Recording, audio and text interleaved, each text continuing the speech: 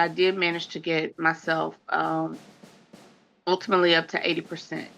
But there were still a number of issues that had not been addressed. There were still some things that, um, for a good period of time, that the VA was not even ready or willing to uh, assume responsibility for, should I say. And so some of those things, and going through that process, and after what I experienced in Desert Storm, um, realizing that my voice was not necessarily one that carried any volume, and could not be leveraged by the things that I'd experienced. Um, I opted to stay quiet for a very long time. I had a girlfriend of mine that I worked with who was a Marine vet who had recently, um, somehow, some way, found Berry Law Firm and had great results with Berry Law Firm. And when she heard my frustrations, she said, "Hey, why don't you try them?" I just was able to get my 100%.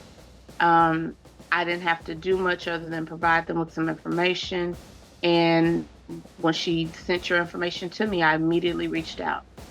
When I looked at everything that I knew I had gone through, throughout my period of service, understanding how it had impacted my life, post service, it was absolutely worth the wait. And I did have to take a faith walk, to encourage myself to stay the course.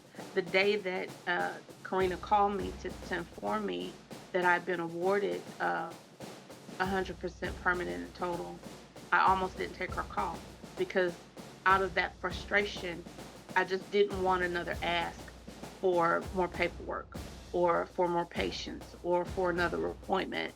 And there was this little nudge that said, pick up the phone, answer it. And I did that.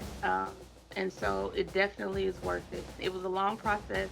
It was a trying process, but a very beneficial process. And at this stage, if my health continues to do what it's doing, happily, I can say that I feel like I'll be okay if I have to stop working today or tomorrow.